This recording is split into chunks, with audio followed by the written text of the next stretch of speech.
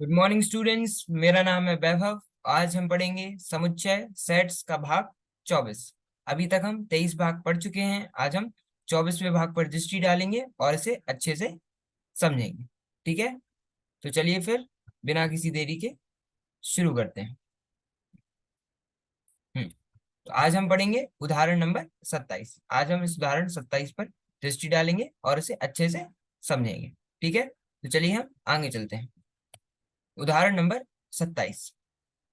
हाँ, तो उदाहरण में हमें दिया हुआ है कि 200 व्यक्ति किसी चर्म रोग से पीड़ित हैं। ठीक है, पूरे 200 व्यक्ति हैं जो कि किसी न किसी प्रकार के चर्म रोग से पीड़ित हैं। इनमें 120 व्यक्ति रसायन C1, 50 व्यक्ति रसायन C2 और 30 व्यक्ति रसायन C1 और C2 दोनों ही से प्रभावित हुए हैं। ठीक है, पूरे कितने हमारे पास 200 व्यक्ति हैं जो कि किसी चर्म रोग से पीड़ित हैं। इनमें से जो 120 है वह है ना, इनमें से जो 120 व्यक्ति हैं वह रसायन C1 से, 50 व्यक्ति रसायन C2 से और 30 व्यक्ति रसायन C1 और C2 दोनों से ही से प्रभावित हुए हैं। ठीक है, तो हमें ऐसे व्यक्तियों की संख्या ज्ञात करनी है जो प्रभावित हुए हैं। पहला, रसायन C1 किंतु रसायन C2 से नहीं, मतलब रसायन C2 से C1 से हुए हैं लेकिन रसायन C2 से नहीं हुए। दूसरा, जो कि रसायन C2 से हुए हैं लेकिन रसायन C1 से नहीं। तीसरा, रसायन C1 अथवा रसायन C2 से प्रभावित हुए। तीसरे कौन है? जो कि रसायन C1 और रसायन C2 दोनों से ही प्रभावित हुए। ठीक है, एक बार फिर से प्रश्न देखते हैं। हमारे पास 200 व्यक्ति हैं जो कि किसी न किसी चर्म रोग से पीड़ित हैं। इनमें से जो 120 व्यक्ति हैं वह रसायन C1 से प्रभावित हैं, 50 व्यक्ति जो हैं वह रसायन C2 से प्रभावित हैं और 30 व्यक्ति जो हैं वह रसायन C1 और रसायन C2 दोनों ही से प्रभावित हुए। तो हमें ऐसे व्यक्तियों की संख्या ज्ञात करनी है जो कि किन से प्रभावित हुए। पहला पहला केस है रसायन C1 से प्रभावित हुए हैं, है ना, सिर्फ रसायन P1 से प्रभावित हुए हैं, है ना, C2 से प्रभावित नहीं हुए। दूसरा, जो कि रसायन C2 किंतु रसायन C1 से नहीं, मतलब जो कि रसायन C2 से प्रभावित हुए हैं लेकिन रसायन C1 से नहीं हुए। तीसरे, जो कि रसायन C1 अथवा रसायन C2 दोनों ही से प्रभावित हुए। ठीक है, तो हमें ये तीन निकालने हैं और ये था हमारा प्रश्न। अब हम हल की ओर चलते हैं। ठीक है, देखो हमारे पास 200 व्यक्ति हैं। ठीक है, तो हमारा पूरा जो यूनिवर्सल सार्वत्रिक समुच्चय कितना हुआ? 200 व्यक्ति का हुआ, है ना। रसायन C1 से प्रभावित हुए हैं, तो अगर हम एक समुच्चय मान लें, देखो हल के हिसाब से ही देखते हैं। ठीक है, हल। मान लीजिए कि U चर्म रोग से पीड़ित व्यक्तियों के सार्वत्रिक समुच्चय को निरूपित करता है। ठीक है, U क्या है? जो चर्म रोग से पीड़ित व्यक्ति हैं उनके सार्वत्रिक समुच्चय या फिर यूनिवर्सल सेट को, है ना, क्योंकि पूरे व्यक्ति जो कि चर्म रोग से प्रभावित हैं वह कितने हैं? 200 हैं, है ना, तो उन्हें हमने यू माना। ठीक है, तो मान लीजिए कि यू चर्म रोग से पीड़ित व्यक्तियों के सार्वत्रिक समुच्चय को निरूपित करता है और ए रसायन C1 से प्रभावित व्यक्तियों के समुच्चय को, है ना। यू कर रहा है चर्म रोग से प्रभावित सारे, है ना, चर्म रोग से जो जितने भी पीड़ित व्यक्ति हैं उनके जो सार्वत्रिक समुच्चय को हम यू से निरूपित कर रहे हैं और ए से निरूपित कर रहे हैं हम उन व्यक्तियों को जो रसायन C1 से प्रभावित हुए, है ना, और तथा बी रसायन C2 से प्रभावित व्यक्तियों के समुच्चय को निरूपित करते हैं और जो बी है वह रसायन C2 से प्रभावित व्यक्तियों को, है ना, व्यक्तियों के समुच्चय को निरूपित कर रहा है। ठीक है, यू है सार्वत्रिक समुच्चय जो सारे चर्म रोग से पीड़ित व्यक्तियों को निरूपित कर रहा है। ए और बी उसके उप समुच्चय हैं, है ना, और ए समुच्चय क्या है? जो जो व्यक्ति रसायन C1 से प्रभावित हुए हैं उनका समुच्चय, और बी क्या है? जो व्यक्ति रसायन C2 से प्रभावित हुए हैं उनका समुच्चय। ठीक है, इसमें कोई दिक्कत नहीं ना। चलो, यहाँ पर NU 200 है, NA 120 है, NB 50 है तथा NA इंटरसेक्शन भी 30 है ना। इस प्रश्न के हिसाब से देखो, प्रश्न में हमारे पास 200 व्यक्ति थे जो कि चर्म रोग से पीड़ित थे किसी ना किसी, है ना, और हमने इन व्यक्तियों को जो कि किसी ना किसी चर्म रोग से पीड़ित हैं उन्हें हमने उन्हें हमने यूनिवर्सल सेट या फिर सार्वत्रिक समुच्चय यू से निरूपित किया। इनकी संख्या कितनी है? 200 है। NU किसे दर्शा रहा है? सार्वत्रिक समुच्चय यू है, उनकी उस समुच्चय के अवयवों की संख्या को, है ना, तो उस यू के अवयवों की संख्या कितनी है? 200 है ना, तो NU कितना हुआ? 200 हुआ।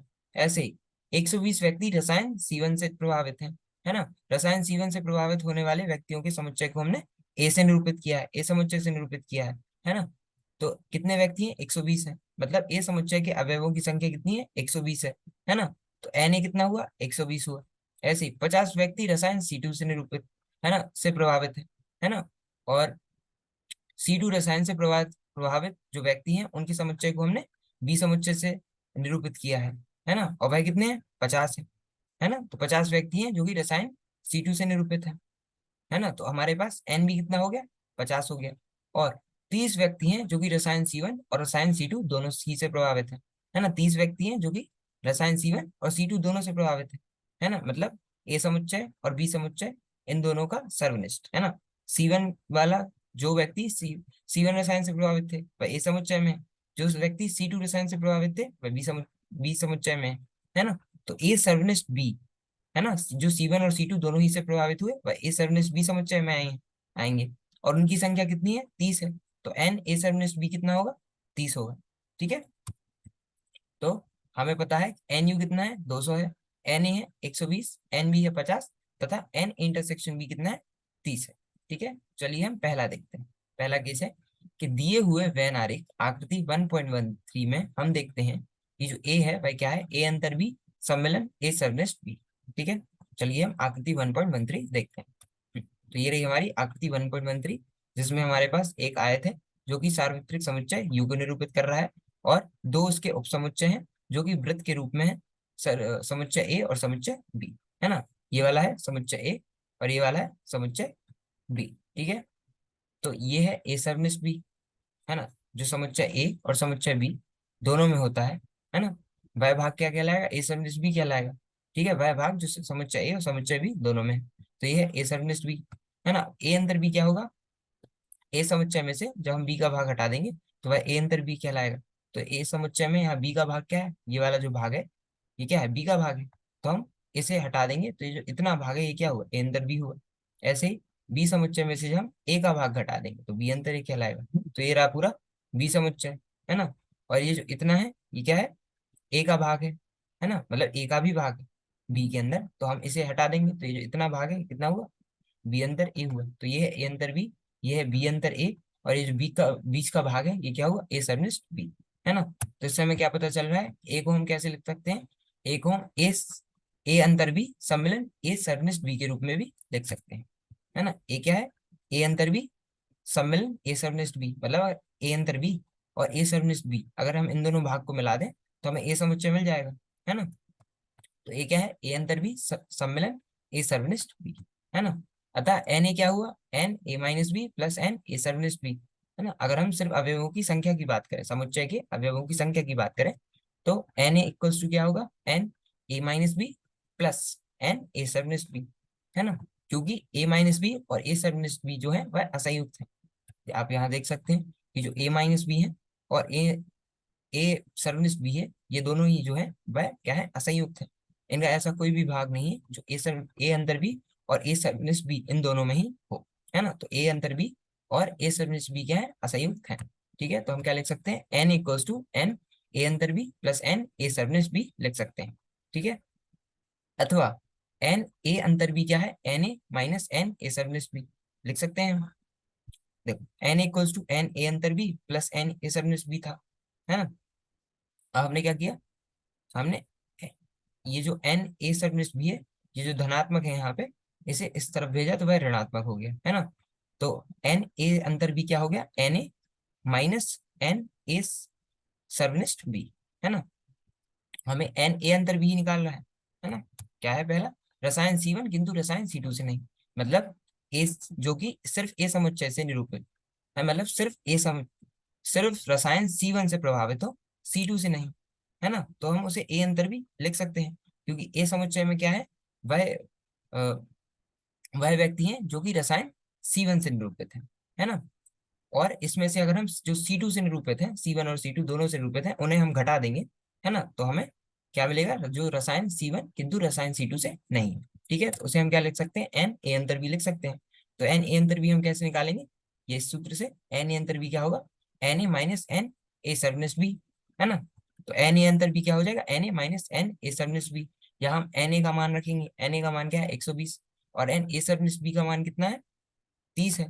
तो n A 120 minus n A सर्वनिष्ठ 30, 120 में से हम 30 घटाएंगे तो हमारे पास 90 बचेगा। तो एन ए अंतर भी कितना हो गया, 90। अतः रसायन C1 किंतु रसायन C2 से नहीं प्रभावित व्यक्तियों की संख्या कितनी है? 90 है। ठीक है, इसमें कोई दिक्कत नहीं ना। तो ये था हमारा पहला केस। हम दूसरा और तीसरा भी देखते हैं। दूसरा, आकृति 1.13 से बी क्या है? बी अंतरे सम्मिलन ए सरनिष्ठ बी होता है। ठीक है, अगर हम इस आकृति 1.13 को दोबारा देखें तो जैसे कि ए समुच्चय क्या था? ए अंतर बी और ए सरनिष्ठ बी का सम्मिलन था। ऐसे जो बी अंतर है, जो कि बी समुच्चय है, वह क्या है? बी अंतर ए और ए सरनिष्ठ बी का सम्मिलन है ना। क्योंकि ये हमारा पूरा ये जो आयत, ये जो हमारा वृत्त है, ये क्या है? बी समुच्चय है। ये जो इतना भाग है, इतना भाग है, वह क्या है? बी अंतर है। और जो इतना भाग है वह है ए सर्विस बी। अगर हम इन दोनों को मिला देंगे तो हमें, इन दोनों का सम्मिलन कर देंगे तो हमें बी समुच्चय प्राप्त हो जाएगा, है ना। तो हम बी को क्या लिख सकते हैं? बी अंतर ए सम्मिलन ए सर्वनिष्ठ बी लिख सकते हैं। ठीक है, अगर हम सिर्फ अवयवों की संख्या, समुच्चय के अवयवों की संख्या की बात करें, है ना, तो n B equals to n B minus A plus n A सर्वनिष्ठ बी। क्योंकि यहाँ पे ए अंतर बी तथा, है ना, जो ए अंतर, यहाँ पे जो बी अंतर है और ए सर्वनिष्ठ बी है, ये दोनों भी क्या है? असंयुक्त है ना। क्या है? बी अंतर है और ए सर्वनिष्ठ बी जो है वह क्या है? असंयुक्त है। ठीक है, तो एन बी अंतर क्या हो जाएगा? N B minus A n A सर्वनिष्ठ बी। ठीक है, यहाँ पे हमने क्या किया?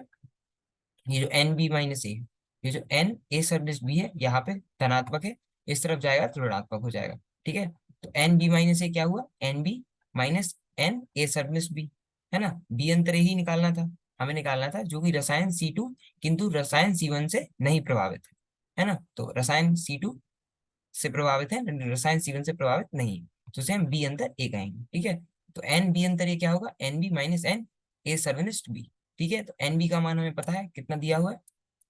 30। और एन ए सर्वनिष्ठ बी का मान कितना है? कितना है? 30। तो हम 50 में से 30 को घटाएंगे। N B minus n A सर्वनिष्ठ बी है, तो 50 में से हम 30 को घटाएंगे तो 20 हमारा उत्तर आया। तो ये क्या है? अतः रसायन C2 किंतु रसायन C1 से नहीं प्रभावित व्यक्तियों की संख्या कितनी है? 20 है। ठीक है, इसमें कोई दिक्कत नहीं ना, अच्छे समझ आ गया। चलिए हम तीसरा देखते हैं। तीसरा क्या था? रसायन C1 अथवा रसायन C2 से प्रभावित व्यक्तियों की संख्या, मतलब जो कि रसायन C1 से भी है और रसायन C2 से भी प्रभावित है। ठीक है, तो क्या हो गया? एन ए सम्मिलन, मतलब रसायन C1 से हो सकते हैं, C2 से हो सकते हैं, या फिर उन दोनों से हो सकते हैं। ठीक है, तो रसायन C1 अथवा रसायन C2 से प्रभावित व्यक्तियों की संख्या अर्थात एन ए सम्मिलन बी। ठीक है, तो एन ए सम्मिलन बी वह है जो कि रसायन C1 अथवा रसायन C2 से प्रभावित व्यक्ति है। ठीक है, तो वह क्या हुआ? एन ए सम्मिलन बी। उनके समुच्चय को ए सम्मिलन बी का समुच्चय बोलेंगे। ठीक है, तो एन ए सम्मिलन बी कितना होगा? N A plus n B minus n A सर्वनिष्ठ बी। ये सूत्र हमने पढ़ा था, है ना। एन ए सम्मिलन बी का सूत्र क्या था? N A plus n B minus n A सर्वनिष्ठ बी। ठीक है, तो हमारे पास यहाँ पे इस एन ए का मान हमें पता है, एन बी का मान हमें यहाँ पता है, और एन ए सर्वनिष्ठ बी का मान भी हमें पता है। तो हम इन तीनों का मान रखेंगे और हल करेंगे तो हमें उत्तर मिल जाएगा। तो एन ए का मान कितना था? एन ए का मान है 120, एन बी का मान है 50 और एन ए सर्वनिष्ठ बी का मान है 30। ठीक है, तो यहाँ हम एन ए की जगह 120 रखेंगे, एन बी की जगह 50 रखेंगे और एन ए सर्वनिष्ठ बी की जगह 30 रखेंगे। ठीक है, हम हल करेंगे तो 120 और 50 कितने होते हैं? 170।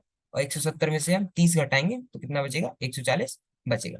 तो ये रहा हमारा उत्तर। कब? जब रसायन C1 अथवा रसायन C2 से प्रभावित व्यक्तियों की संख्या की बात हो तो वह कितने हैं? 140 है। ठीक है, तो पहले केस में हमारा उत्तर आया था 90 कि रसायन C2 किंतु रसायन C2 से नहीं प्रभावित व्यक्तियों की संख्या 90 है ना।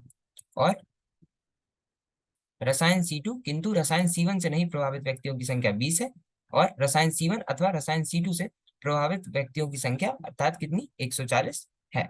ठीक है, इतना समझ आ गया? ठीक है, तो आज के लिए हम इतना ही रखते हैं। आज हमने क्या पढ़ा? आज हमने उदाहरण नंबर 27 पर चर्चा की और उसे अच्छे से समझा। ठीक है, बाकी अगले भाग में हम उदाहरण नंबर 28, उदाहरण नंबर 29, उदाहरण नंबर 30 और उदाहरण नंबर 31, इन चारों उदाहरण पर दृष्टि डालेंगे और इन्हें अच्छे से समझेंगे। ठीक है, तो चलिए फिर आज के लिए इतना ही रखते हैं। मिलते हैं अगले भाग में। धन्यवाद। Thank you.